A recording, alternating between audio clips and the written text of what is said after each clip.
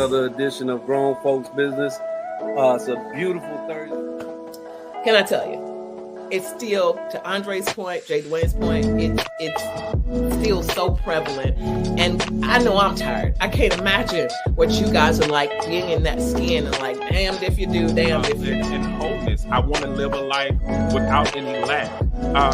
And that's my ultimate desire. And it's really about inventory, if you will. Whatnot.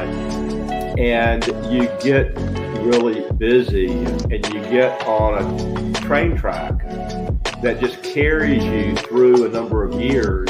We shared with mom and family that, we won't be there. We won't be home every Christmas. With birthdays that we'll celebrate. We'll call, we'll celebrate, but it might not be on that day.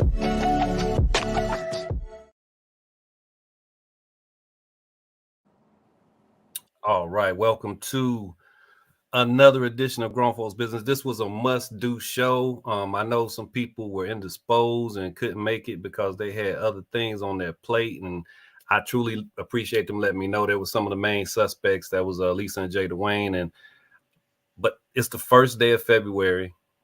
It is the first day of Black History Month, so I had this show in the bag, and I was like, I have to do it, and I'm just so appreciative to have I already said it off air, a historian and a quasi historian in the fold, and I might be the only male energy here, but I think I can hold my own. So Celeste, thank you for being here. Ajane, thank you for being here. I do intend for us to have a really robust discussion. I think there's some things that make sense to be discussed regarding Black history and how it has become, in my opinion, it's kind of lost its way, and it's become more about some marketing and some understanding of, hey, all around Valentine's Day, we got this thing called Black History Month, and we should just celebrate and keep finding new Black people to celebrate every year. I mean, every year is something that becomes another quiz, a trivia question.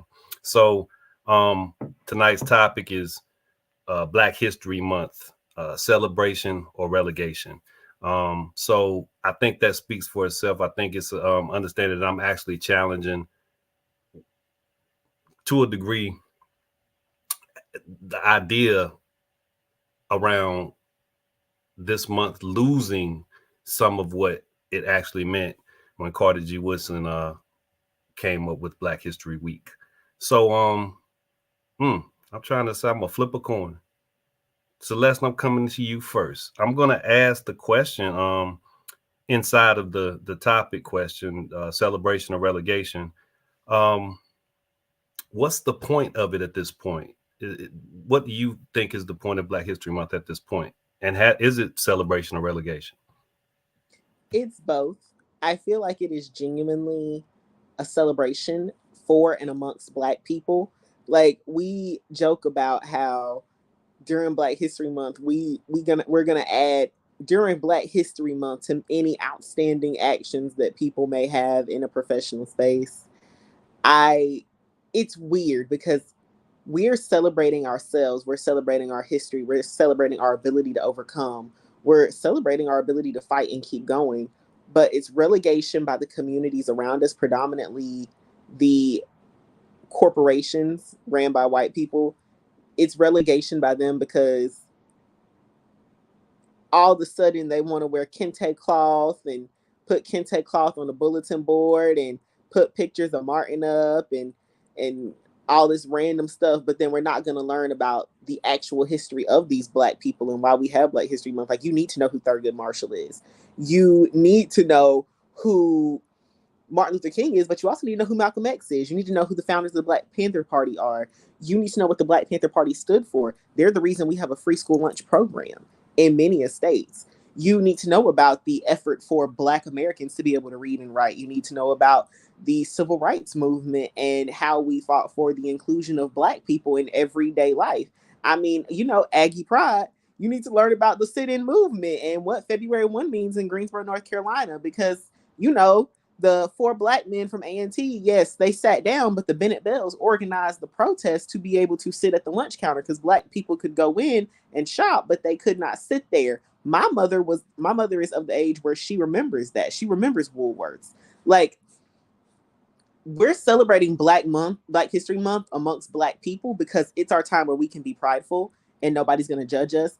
It's the time where we can wear our clothing. We can have our conversations. We can have pride in ourselves and it not be offensive, quote unquote, because, oh, it's Black History Month and Black people can celebrate. But the reason that we have a Black History Month is because our history, our contributions to the nation of America, our contributions to society. I mean, the last time I was on 2 weeks ago, we talked about how Black culture is American culture because, you know, Black culture becomes mainstream and all of a sudden it's cool. Like, as soon as Kim Kardashian got a big butt and got up there and got famous, all of a sudden BBLs went through the roof. I didn't even know what a BBL was. Why you keep bringing this woman up on this show? Just stop. Because as much as I'm not a fan of the Kardashian family, you cannot ignore the fact that at one point in time, at least half of adult America watched this woman like a hawk.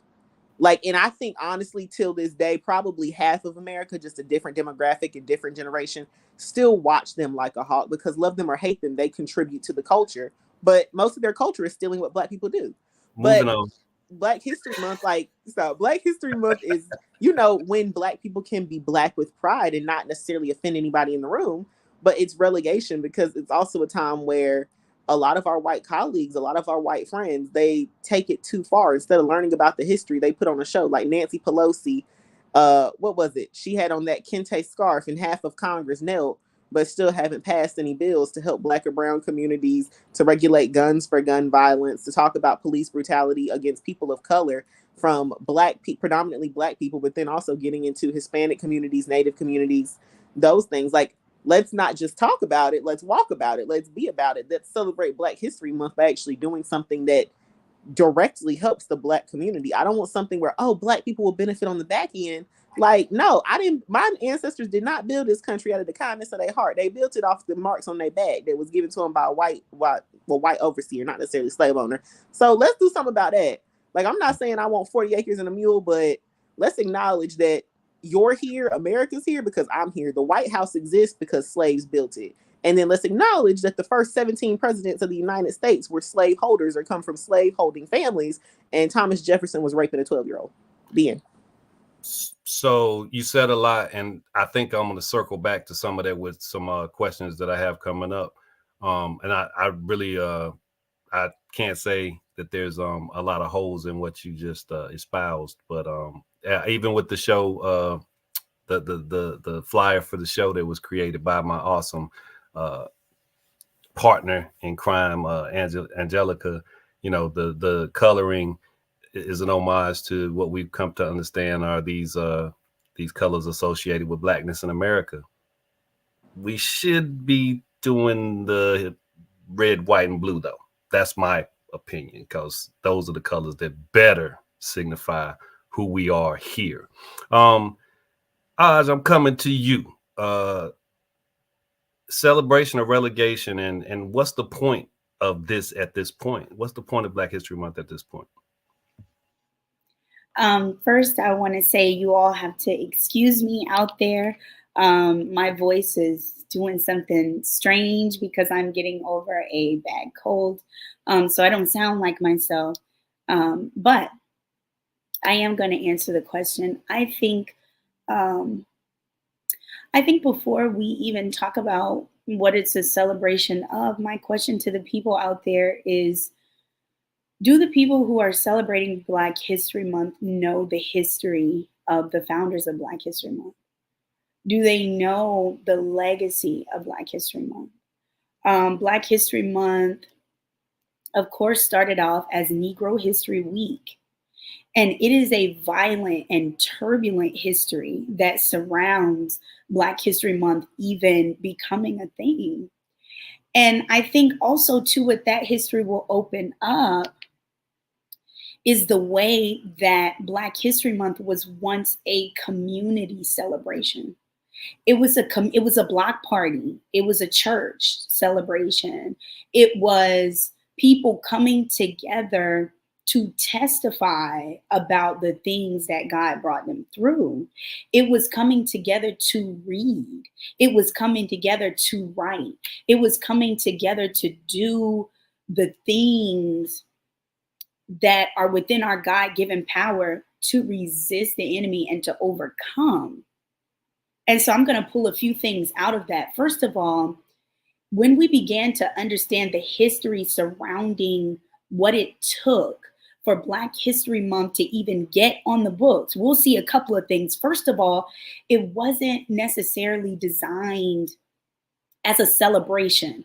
It was a celebration of survival, not necessarily a celebration in terms of a party, etc. It was a testimony that after all of these things, that you can't kill what's inside of us, that you did everything that you could do and none of it worked. Because there was something greater. There was this anointing, this will to survive that was on us as a people.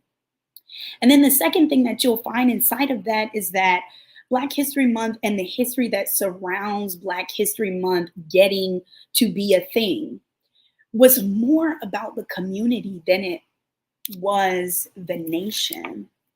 And I'm making that argument because I'm not saying it wasn't about the nation recognizing Black history. It was about us realizing why the nation should recognize Black History Month and us understanding knowledge of self first. Carter G. Woodson is very well known for talking about knowledge of self. It's not just about, what you want others to know about who we are. The first thing that you will find when you look in that history is that you need to know who you are before we go out and say all of these things. And the third thing is that Black history was incubated in a very beautiful way. It was seedlings, community seedlings, in which we made this a tradition amongst us. It was a time where we would come together to, like I said, testify, to share stories about what things we've overcome, what things we hope for, to share money, to put money back into Black education, to feed our children, to hear our men, to hear our women, to hear our elders. Ajane, can you do something for me real quick? Yes. Just real quick, because I want to get back to Celeste and I want to get to another question as well. Sure. But I really would love for you to, for one, just say this part out loud. It was about filling in those blind spots. Carter G. Woodson he got his PhD in history from Harvard. It was about the silences. Yeah, he was like, we gotta shed light on this stuff. Talk we do real quick about Asala, because that is directly That's where I'm going. Directly connected. That's where I'm going. We can. So what happened when we took that out of the community? It became a relegation because we allowed our oppressor to commercialize and exploit. And I'm not saying that we should not have fought to make it a national thing, etc. I'm indifferent. I'm a scholar that is about community. If it's being done in the community, I don't care who knows. You know what I'm saying? If it's affecting the people, okay. But I do think that there are long lines of questions that I have, because I will say where it's become relegated was where we stopped coming together to share the scholarship. Now it's just a recycling of these names, a recycling of these stories, a recycling of this history. We stopped producing new knowledge as a nation. We have become so comfortable, so complacent, and it's more about money and marketing, etc. The money doesn't go to the people it should go to during Black History Month. The Black people are not on the committees planning Black History Month at schools, at enterprises, etc. It's become so commercialized. And so I want to talk about Asala for a reason, because my question to people that are firm that are holding firm to saying that Black History Month is significant, I challenge you to read the Journal of African American History. I challenge you to keep up with ASALH. Come meet with us once a What does year. ASALH mean? What does ASALH mean? ASALH is the Association for the Study of African American Life and History. And I just challenge us. I challenge us to understand what the seedlings of it was. And the last thing I'm going to say is that when Negro History Week was incubated, even when it became Black History Month, it was never designed to be an ending. It was designed to be a start to us developing a lifelong curriculum for learning and for Black scholarship, and to see our entire lives as a testimony for what God has done for our communities. And so I'll leave it there. Thank you. I just wanted you to unpack that because I knew that you would in the way that you did. Yeah, there is definitely this understanding when you look at it, as I was saying, look at it in the way that it was actually intended to function. It was to not just be included in the history. It was to acknowledge all of these people who were being left out. Not just to be included and say, oh, we forgot to mention this person or that person. It was to bring them into the fold in a way that was meaningful, that would also undergird scholarship and allow for people with that level of interest to focus on these blind spots. Go ahead, Ajana. You had something you want to add? I did. Excuse me, y'all, for coughing. It was about the knowledge and the wisdom and the understanding. It was about the production of new knowledge. So for us that want to celebrate, etc., I challenge each of you all to reflect on self. You know, are you celebrating or are you reflecting? Are you looking in your family? Whose stories don't you know? Whose stories need to be written down? Whose stories need to be handed over so that they can go into a book? What stories do you need to get out of you? It's not about buying nothing. It's not about selling anything. It's about understanding that the knowledge and the wisdom to overcome every single thing that has been thrown at us must be preserved. It must be acknowledged. It must be written about. It must be shared. And we must continue to love each other through this hell. Perfect. Yeah. I appreciate that. Celeste, coming to you, I think for both of you guys, it'll be a totally different thing than I have. So I want to start with you, Celeste. You are the youngin, and Ajane, you are as well. Don't do her like that. Both of you guys. What is your earliest Black history memory? It does not have to be about Black History Month, but when was the first time that you understood that there was this thing over here that was just not included? It was something that was otherized, and you had to really pay attention to kind of process, oh, this is Black history. But what about the collective? So what was your first Black history experience? Oh, my first Black history experience, oddly enough, was my first Black history project. I think it was in like second grade. I went to a predominantly white school. I was one of two Black kids in the class. I do not come from an academic household. I do not come from an academic family. So I don't think I knew what Black History Month was in reality, because in my family, it just wasn't really talked about. Like history, like I knew it was different, but I didn't understand what was different. And growing up in a predominantly white environment, essentially nobody was going to tell me I was different. Like I understood I was a different color, but it just wasn't discussed. And I think it was Miss Williams' class, and we had Black History Month, and I was like, okay, like I'm interested. And then she talks about, it's remind you, this is probably like a 60-year-old white woman. She's talking about all these different things, and I'm like, I'm interested. Like, tell me more. And I think Martin Luther King, Rosa Parks, Harriet Tubman, like the basics. And I was like, "Ooh, okay." So my project, you know, I was like, "Okay, I'm going to talk about Dr. King." I immersed myself in everything about Dr. King from that point on. Like, I had the posters, I had all the stuff. Like, I think I did a presentation on Dr. King every year after that for the next 3 years. And then my parents realized I had a love of history, so they got me the Black History book. And it had most major civil rights leaders, activists from that moment on. And from that sprawled my interest and love of Black History Month. Like, as you said, I'm a quasi historian. I don't study history for a living, I study policy. But the love that I have for history grew from that moment of learning about Dr. King and what he did. And it, of course, it grew into something else, but also now we support Brother Malcolm. Like, you know, love Dr. King, love what he did, but Malcolm X is my man. I would have been ready with him. You know, I probably would have cut a fool, probably would have been in jail with Mr. Red.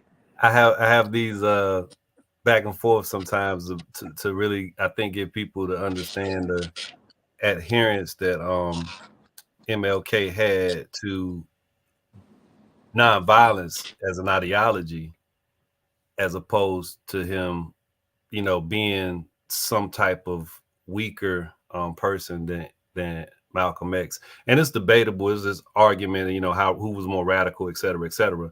And we know audibly and with a lot of real energy towards an understanding of I'm going to defend my life. Yeah, Malcolm X. But when it comes to some of the other elements, you cannot discount MLK. Go ahead, Celeste. For me, it's not necessarily about the nonviolence movement or Malcolm X's call to action. It's about how the world interpreted Martin Luther King's idea of integration, and how Malcolm X was just like, yeah, integration, but what about self-love, self-community growth, building it up internally, not necessarily integrating into society out of a want to fit in, but integrating into society out of a need to make our lives better, but then going home to each other.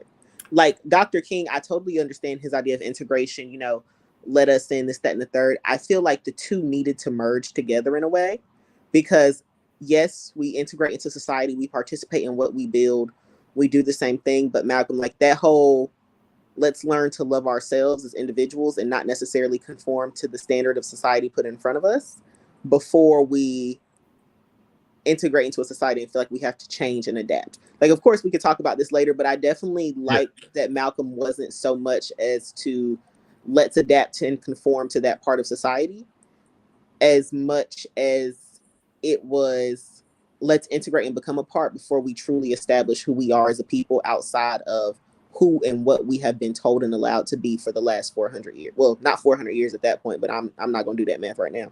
No, so I'll just recommend a couple of things, and please partake.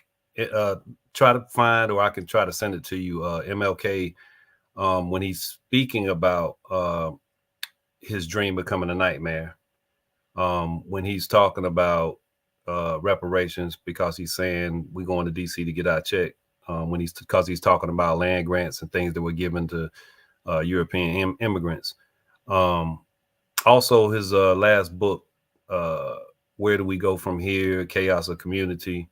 It's a really good way of unpacking some of the latter years of MLK, when his ideology kind of flipped and we don't talk about it. No, it didn't flip. He was always grew. Yeah. Well, I mean, it got silenced. It was always there, Celeste.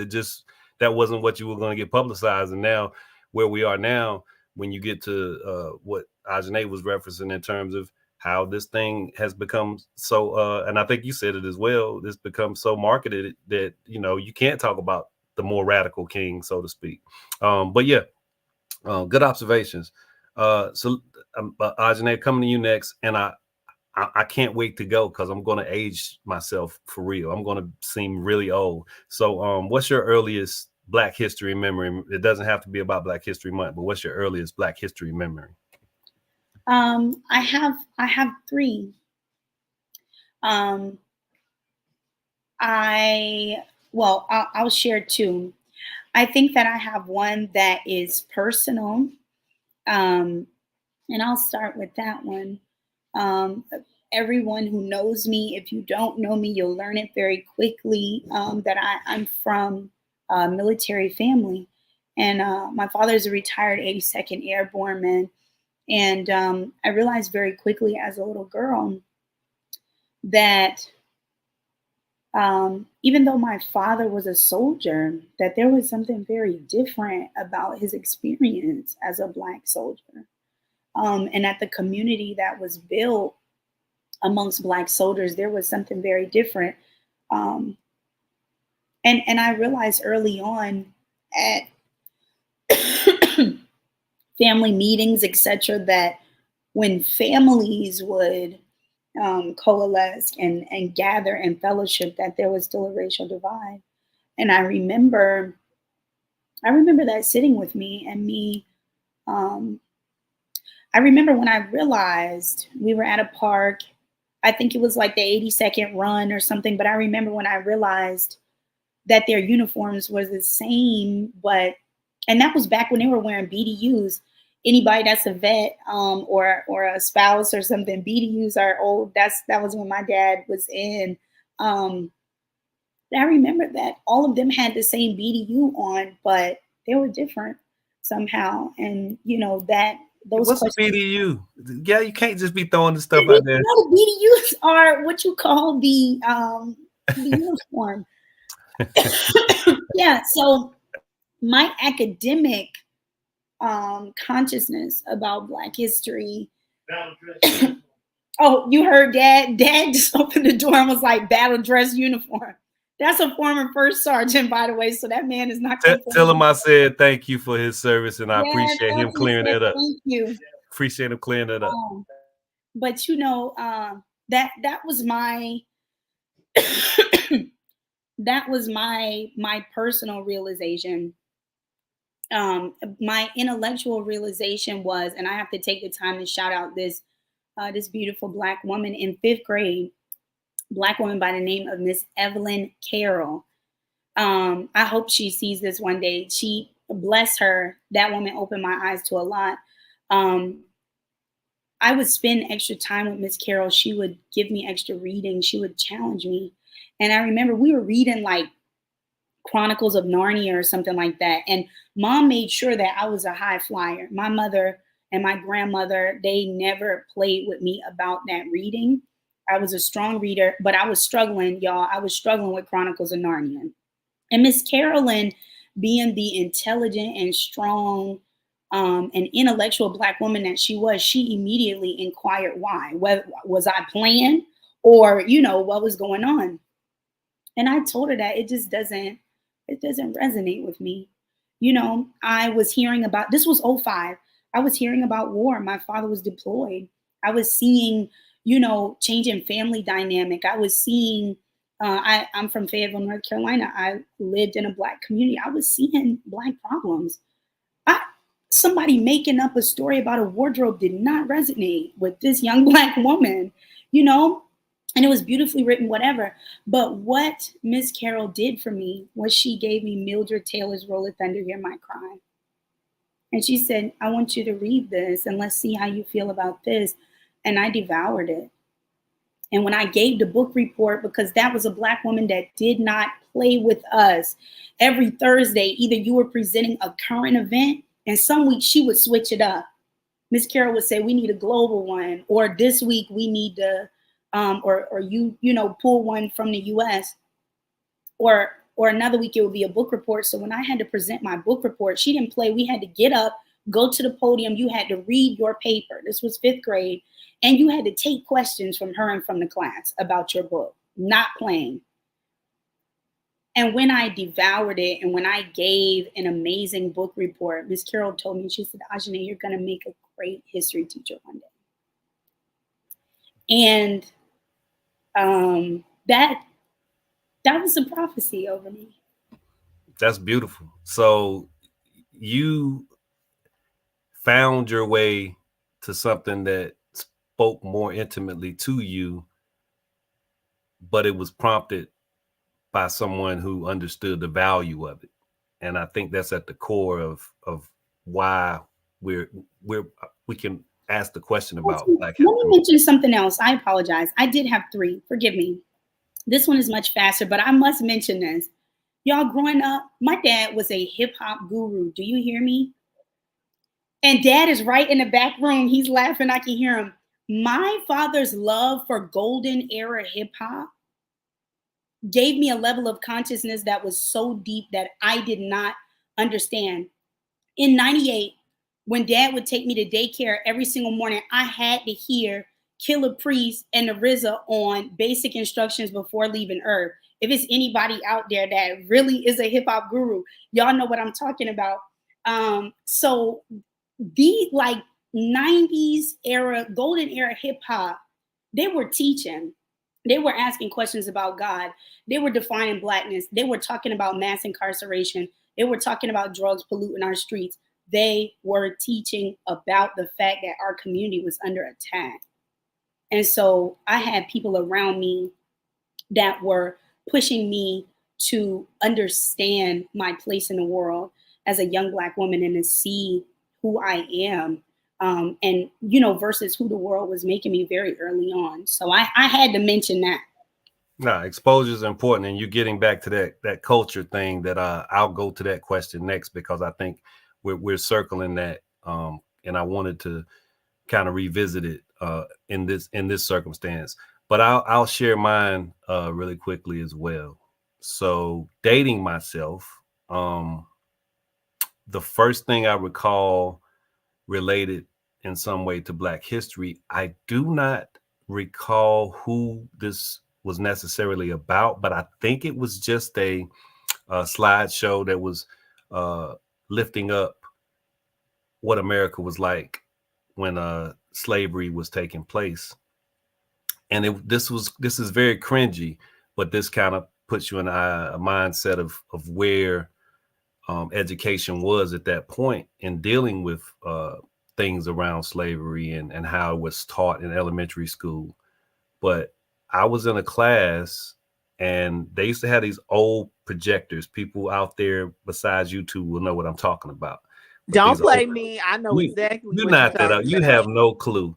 We know about projectors with the film that you would have to write to the side so that you don't.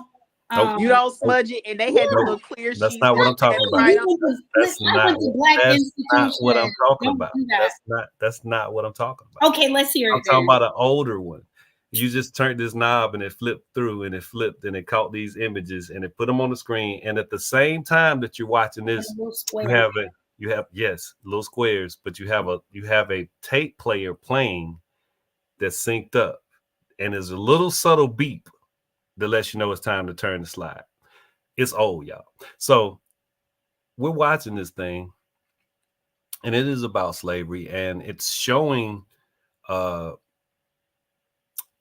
Black man working in the field, and on the recording is playing some like Swing Low Sweet Chariot or something like that. And all of a sudden, you hear the dialogue from the mistress of the house, the wife.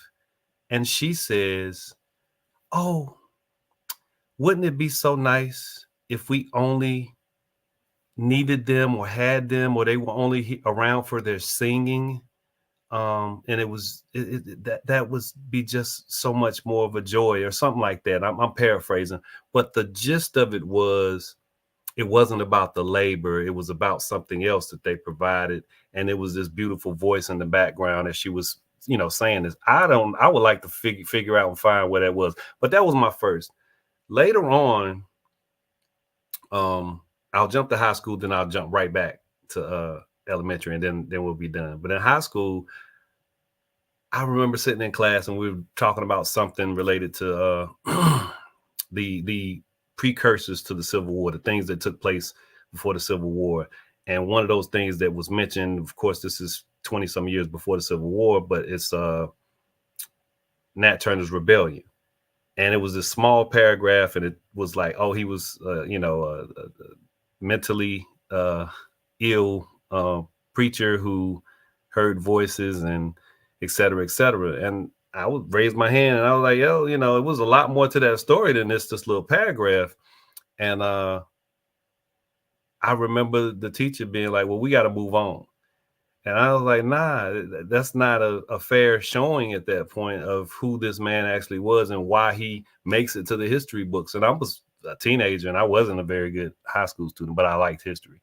But I had read all of this stuff about significant figures in Black history in this 3-book Black encyclopedia that my parents had. And I was so appreciative because as you said, you devour something. I devoured that, and I remember going in there like, man, these history books, they suck. They don't have this stuff that I know. It's not in here. Where is it? And if it is in there, it's this big. You know what I mean? So that was that. Now, my first project related to Black History Month, I actually remember writing a paper on Mary McLeod Bethune, and that was an elementary school project. Well, I went to the library, and to age myself one more time, had to go through the Dewey Decimal Catalog system. Don't do it. I know the Dewey Decimal. Those Black librarians that I had did not play with us. And you better bring that card back. No, really. No, it was serious. You weren't gonna mess their books up and put them in the wrong place. I'm telling you. You got them little pencils for you to write that number down. You ain't gonna take that card, but so far. But yeah, that was. Y'all stop acting old. Y'all don't know about. Y'all been doing this for so long. But those were my things. But I remember writing the Mary McLeod Bethune paper, and I remember tracing the image that I used as like a cover for the paper. I traced a picture of her. Wasn't the best artist, but I was able to lay a piece of paper down and trace the image. So there is something to that intimate understanding of seeing yourself reflected in that way, to knowing that there was actually people that came before who looked like you, who may have even come from places that were in proximity to you or relatives, especially when it was in the South. And you're like, wow, this person actually did something that blows my mind at a time when we know you're relegated to it's not safe. You better mind your P's and Q's when you see those disruptors. So this brings me back to the culture question. I'm going to ask this, and it is with the energy that we kind of elevated during that show, Celeste, where we were talking about culture. And I was mentioning how, hey, you know, what we call culture nowadays is not reflective of what I think of culture when I think of Black American culture. I'm thinking of some of the people we've talked about, MLK, Mary McLeod Bethune, Malcolm X. Those are the people that I look at as being cultural. Those are the people that I look at as being important, not that lady you keep bringing up who is doing imitation work. So I'll come to you first, Celeste. Is Black history being actively hidden or watered down, or are we witnessing the byproduct of relentless racism and exploitation? That's about that culture thing. How do we get from a place where Carter G. Woodson has Black History Week or Negro History Week to a solid being formed to be solely focused on making sure that those blind spots are filled, to now when people reference the culture, it's got to be about fashion. What's your fit? Man, what in the? I feel like it's both, because when I think of Black culture, I think of overcoming, I think of fighting, I think of endurance, I think of intelligence, I think of the ability to push forward, I think of strength. When I think of Black culture, I think about the first African slave getting here in 1619 and looking at the fight, the progress, the endurance that we've had to this day. Like when I think of Black culture, I think of the fight that we've had to get to this place. I think of the fact that in my family, I was born essentially in the wrong generation. My mother had me at 40, so all my other cousins were born in the late 70s and early 80s. There's a 20-year gap between us. And when I was sitting here listening to you and Ajane speak, I realized the reason that we didn't talk about Black history and Black History Month in my family is because that was their life. It wasn't their history. When you're born in 1928, nobody needs to tell you about these events that happened because you remember seeing them. Like, you remember going through them.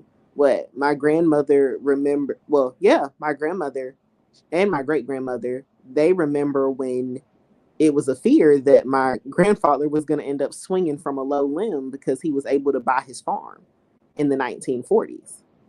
So when I think of Black culture, I think of endurance. But when I think of the second part of your question about society and what it has become, Black culture to the commercial world, to the mainstream world, is what we look like, our fashion sense, how we can influence but yet not be a part of, how you can profit from us and we can receive none of the profit. That's what Black culture is to mainstream America. But what Black culture is to me is who we are as a people. And I say that understanding that not every Black person will understand or wants to understand who we are as a people. And excuse me, and that some Black people will only be taught the mainstream pieces. Because what you were talking about early, I said Martin Luther King grew, and you said no, it was just hidden. And I was like, okay, that's correct. That's a correct statement. I was like, it was hidden. Because people don't talk about that statement. I feel like it's the key statement that explains majority of Dr. King when he made that statement to Harry Belafonte about, I may have led my people into a house not realizing that the house was burning. And that's a paraphrase because the whole statement is actually a lot. It's not even just a sentence. But that's what I think of when I think of our culture. I think of what we started out as and what we are now, but also the gaps that we have not been able to yet achieve and get through because they have been blocked off. I made a TikTok video and somebody said, well, the Blacks seem to do well for themselves. And a Black person responded, yeah, Black people do well for themselves. And my comment back was, Black people do well for themselves with the obstacles that have been put in their way. We've been doing more with less for a long time. Yes, but but Black people do well considering the obstacles in their way. Imagine if there were no obstacles and it was a fair lane. We've been doing. Hold on one second. I'm coming right to you because I want to get to this last question, and I know it's going to be a good one. So I want to make sure I get this out. But yeah, we've been doing more with less for so long. Celeste, you're absolutely right in that observation. But I'll say not so much hidden with MLK. It was there. It was visible. But when I mentioned in that question, which I'm getting ready to read back to Ajane, the relentless racism and exploitation plays a significant role. We're not going to talk about that. So you can call it hidden, but you can definitely call it, oh, that's not what we're going to make it about at this point. When he was losing all his popularity, when he was not as celebrated as he becomes after he's a martyr. Absolutely. When he died, wasn't he the least popular person in America? His approval rating was lower than the current president's right now. Yeah, he was one of them. Absolutely. Even Black people didn't like him, and we don't talk about that. He was a troublemaker. Absolutely. If some Black folks had their way, they was already sitting in at the counters when they know they was telling them guys, y'all need to get up out of here. Y'all need to leave. So that ain't how they was. Everybody can't be a hero, and it's okay. Ajane, I'm gonna read this question to you really quickly. Kind of keep your answer to a good point, but I know it's a good question. I have a really wonderful question for you two at the end, and I want to make sure we get it in. Is Black history being actively hidden or watered down, or are we witnessing the byproduct of relentless racism and exploitation? Black history has been watered down and hidden because of relentless racism. Let's talk about some really old Black history. They have hidden the image of Christ. Of course, they lying about who we are. 2,000 years later, they've hidden every single image that people see. Our leaders are comedians. Our leaders are actors. Our leaders are, which, let me be very clear. I acknowledge that these are people who have a platform and represent. I acknowledge that.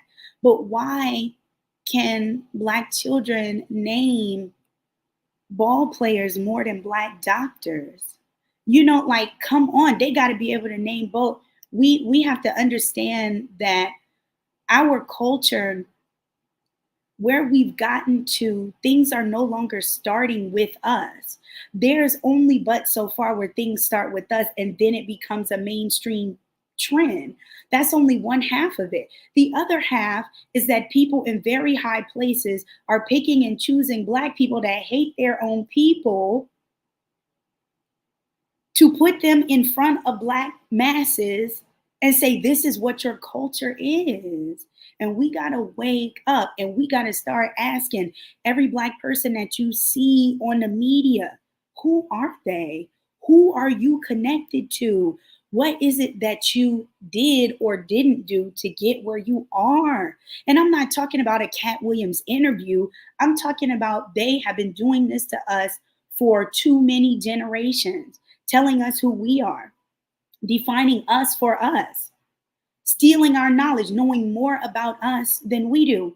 One thing, so y'all know I'm a Black towns historian. One thing I always tell people is that when Black people did do well, I get so tired of people calling me in the rooms to say, Ajane, how can we help Black people to buy more property? In 1890, when we owned 15% of all the land, you stole it. A deliberate effort. In 1940, when we had 7%, you stole it. We had hospitals, we had schools, we had all of these things. We had research. Me being a Black woman that's a PhD ain't nothing new. There were Black women in 1800 that had PhDs. There were Black women last century that had PhDs. So my question to us is, why do we not wake up every day and think about what it is that we don't know about ourselves? You've been conditioned to focus on what you believe is survival. Ooh. And I get it. And I get it because survival is labor. And God knows I am from a family of some people that every single day you got up and grinded and you made a way, and I respect it. But you got to stop and wonder, is what I'm seeing that's being portrayed to me in the media, is that me? Because the biggest consumers of trap music, of the thug image, of this and that, are college-age white people. And who is putting these images in our face? Black people don't own these media companies. You might have a Black writer writing the script, but who's looking over it? Come on. We got to start. You barely have that. I'm sorry. You are on one, and you cook that question. Like that's nice and tender, and I can cut it with a butter knife. That was great. Meg the Stallion's album, her last album, was consumed predominantly by white women. That's all of it. All of it. If you're successful as a artist of any type, if you're wildly successful, you're generally being consumed by the majority population. And what comes with that? A level of celebration and visibility that can be detrimental to those that they purport to be from the community of. I just have to highlight whenever you invoke that great framing that Malcolm X said, and it was either the late 50s, early 60s, when he said, what other group is represented by their entertainers? He started naming people. We don't have people like that. And we have Black doctors. We have Black scientists. Yes. We have Black women in the community that are entrepreneurs. Yeah. Why are those images hidden? The only images of Black women that we see, when do we see the image of Black women that wake up every day and grind, the image of Black men that wake up every day and grind? We are out there building Black families. Why is that not on the media? It's a deliberate effort. I'm so loving the fact that you're keeping those two things in the same sentence. And I'm talking about Black men and Black women, because this last question is one that I'm going to have to ask that y'all get through relatively quickly, but I think you're going to really appreciate it. I just had to highlight the fact that when you bring up that thing about what Malcolm said about who represents this community, who's promoted, who was asked the questions, is, Charlemagne the God he's a very problematic figure, but he has a lot of cachet at this radio show that, again, is wildly popular. Why is it wildly popular? Primarily because they've got listeners who don't necessarily reflect or come from the community that is being prioritized as the official sponsor of that show. We're not the sponsors of that show. A lot of people I know don't even pay that show no attention, and they Black. So anyway, this question, Ajane, since you've been really, really flirting with the answer, I think you'll get there quicker because you already have kind of elevated what I think the answer you're going to have is. And Celeste, I'm coming to you, and then we're getting out of here. So, Ajane, has there been a failure to recognize Black women's contributions to history, or is this a manufactured idea? Ooh, this is stirring the pot. First of all, you're messy. This is stirring the pot. This is stirring the pot. But you know what? I'm going to add the seasoning because I love to cook. So it's okay. Here it is right here. One of the things that when I say cut me, when I got into the academy, it cut me so very deeply to understand the gravity of the way that our history has been utilized against us to separate Black men and Black women. Woo, when I tell y'all, it's wicked and it's evil. And to answer your question, y'all, excuse me, to answer your question, one of the things I face is this assumption in the academy regarding white feminist theory that Black women were not central portions to Black history. That's something that's been manufactured and given to us. That's been given to us. And a lot of people are jumping on that wave in a really strange way because read Jarvis Given's Fugitive Pedagogy. Black women have been at the center of Black history, period. Now, am I not going to acknowledge that there is a bit of sexism that exists? There is. Our community internalized some of that. Some of that was given to us. There are Black women who were written off the record. And I must acknowledge that. But to the scale that has been given to us by certain players in the academy, it is not the case.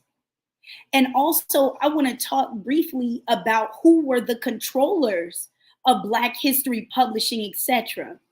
They have inserted that ideology to us, moving around the fact that they controlled the publishing houses, and you wouldn't publish material written by Black women. You wouldn't publish. The churches were putting together the money so sister so-and-so can self-publish her book, but you wouldn't publish it. The Black men in the community, I read several records where, matter of fact, I'll give this story. I'm a product of the illustrious Elizabeth City State University. I had a meeting with Black women that graduated before 1950. All of them told me that their husbands and fathers took extra jobs, started businesses to do what? Put them through school. Black women going to school and being elevated.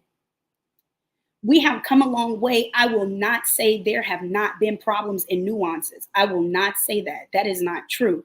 But what I will say is that we have to watch out for the way our oppressor has problematized our own history for us. So this is what I'm going to say. If you are ready to get out of presuming that what you hear is true, look on the historical record. Find how Black women, and even in cases of organizations like SNCC, even in cases of organizations like the SCLC, when the Black women were trying to be silenced, they did not back down to the point where they're on the record saying, look, we got the food over here, but let me grab the mic because you all did not let me get up here, so I'm going to put myself up here. There has been contention. But what I will say is that the record exists. The people who are using the record, is two people using the record, is Black scholars that are looking to see those relationships that existed between Black women and Black men. Black women are on the record. Black men are on the record. Our oppressor has problematized our history according to their problems. And we have internalized some of that, and we need to turn away from a bit of that. I'm sick and tired of being sick and tired. Yeah. Fannie Lou Hamer, Ella Baker. We got Reese Taylor, who survived the brutal assault, but went and told people what happened to her when it was not in her best interest. The teachers were Black women. The teachers were every teacher you. we talked about. Thank were some powerful Black women nurturers that were nurturers of all. Yes, nurturers that were saying, you're not going to sit in this class and play. Yeah. Like, come on, Black women have been at the center. They've been community builders. And again, I want to reiterate, I am not saying that there have not been problems. No. This is a patriarchal society. Yeah. I was going to cover that. There have been some I was major going to cover that immediately. I was going to cover that as soon as I could. This is a patriarchal society. I caution Black communities to understand what are our problems and what are problems that were problematized by our oppressor, looking at our history without understanding. Understanding comes by doing. Yeah, you said it. You said it great the first time. I don't even want you to for a group to impose their issues into a group that doesn't have the ability to control the narrative. That's the main point that I'm taking away from your first statement, because it was well said, and I'm glad we got it recorded for posterity. There's an influence. Yes, so that they don't try to have a media clip of me one day. Come on, y'all make sure that they get the whole clip. If they that, better they know than they don't. The whole clip, yes. Better they know that than they don't. Celeste, I'm coming to you. You're gonna take us on up out of here. I'm glad that somebody I didn't influence her one way or the other. She's just a well rounded and very thoughtful person. But I appreciate your answer. I think. And we've had our intellectual qualms, and we frequently do, so don't do that. But on this topic, on this matter, you stand on the same side of the street as I do. I do. And I would not be ashamed to do that. Felton. Thank you. There's something to the way these strings are being played with, and to a high degree. Celeste, what is your take on this part of the matter? This as we get out of here, has there been a failure to recognize Black women's contributions to history, or is this a manufactured idea? I mean, when I was 18, 19, that's when I found out that Black women helped organize most of the marches and protests that we talk about today. Black women helped form SNCC, like you said, the SCLC, the NAACP. Like, Black women were there for pretty much everything. They showed up for everything. What I'm gonna say this is my conservative guess, because I can't remember off the top of my head, but I believe Black women helped form 50% of the HBCUs in America. Like get your little snuggie off the microphone or whatever you're doing over there. Oh, sorry, Charlie's over here trying to jump on the laptop. Can you hear me now? You sound muffled. Yeah, you're unnecessarily muffled. Can you hear me? Yeah. Much better. Okay, got a new phone case. So like me and my laptop and my phone, we all doing a different thing over here. But I was saying with a conservative estimate, weren't 50% of historically Black colleges and universities founded with the help of Black women? Round it up. I mean, I wanted to say it was pretty much all of them that had one Black woman on the board. Oh, the secretary. We can never take away the secretarial work that was done by so many women, but we know Black women were center. No, I was gonna say so many of these women weren't even secretaries. They were co-founders. They were wives telling their husband, "You're gonna take that money and you're gonna start the school, and you're gonna go vote, and you're gonna do all that stuff." They were like the whole Freedmen's Bureaus, the whole education project for former slaves.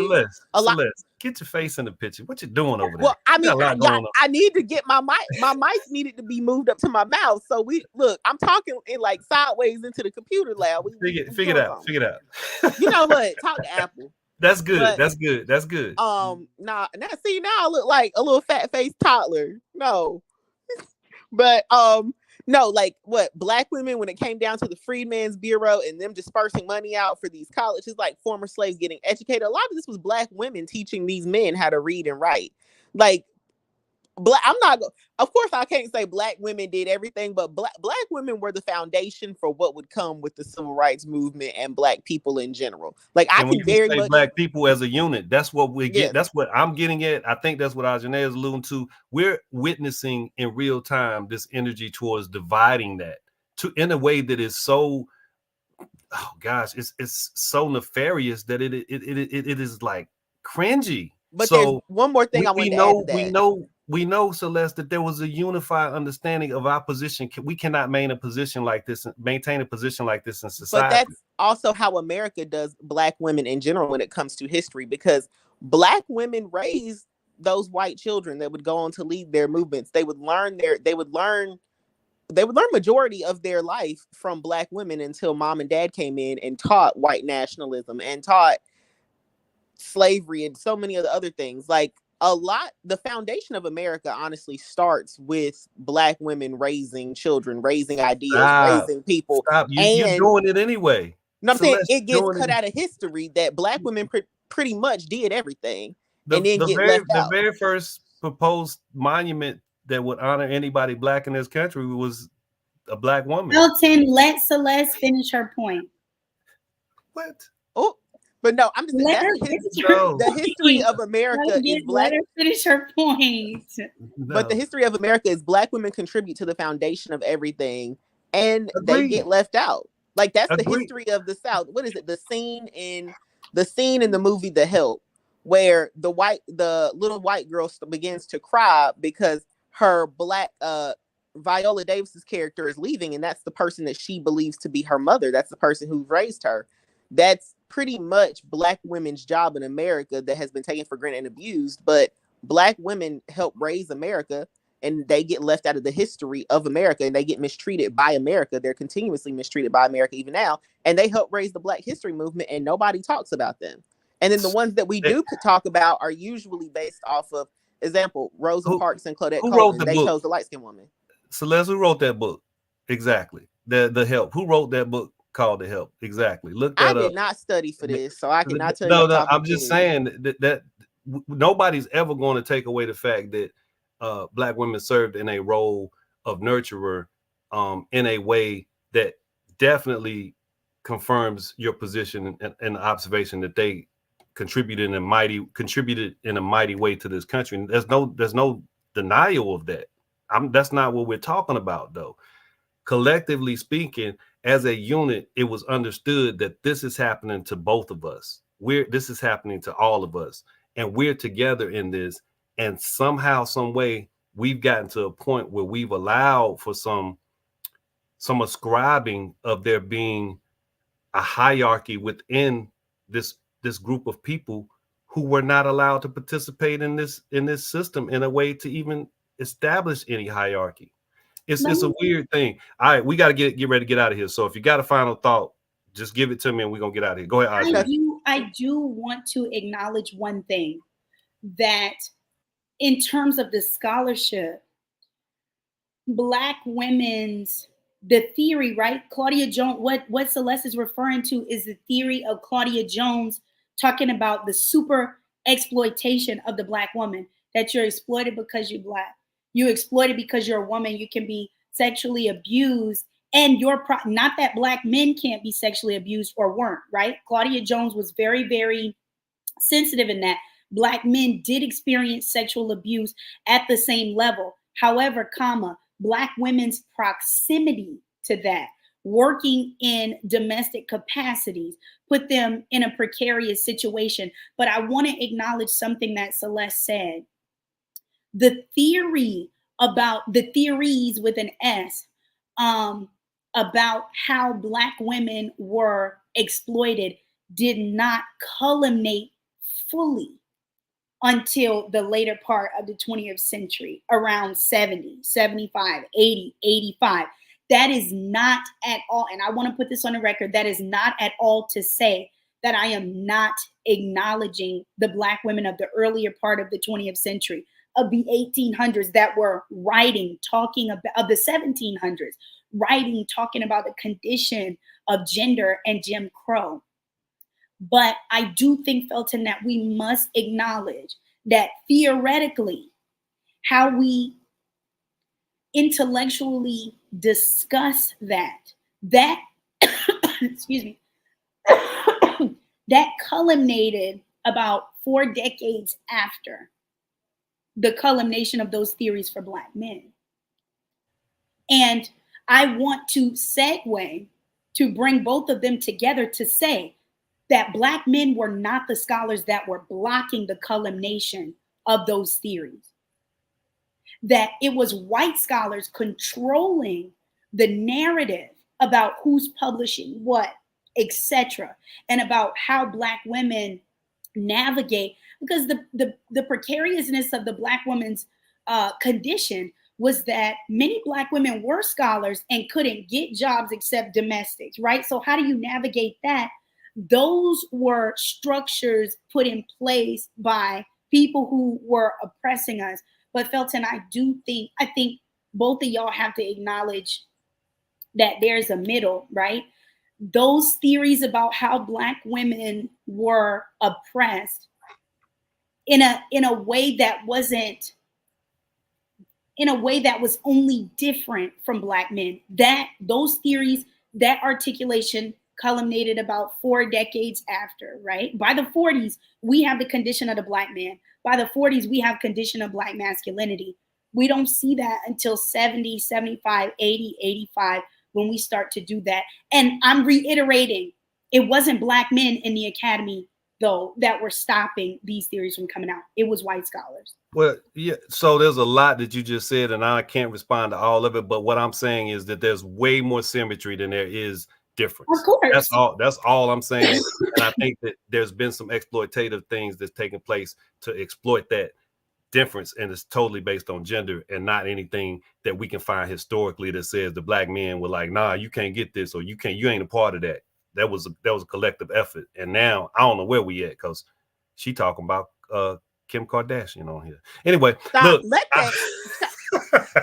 hey, listen, Good night, y'all. Feel better, Ajane, because you know, I want you to get to 1,000%, not just 100. Celeste, I appreciate you being here. Take care of your microphone. Y'all be good. Hey, sometimes you go over, but it's worth it. Thank y'all. Happy Black History Month. Y'all take care, and I hope we didn't mess it up for you, but I had to do it. It was the first of the month. Y'all be good. Take care. Have a wonderful night. We out here every day. Y'all be blessed. Be Every day is Black History Day.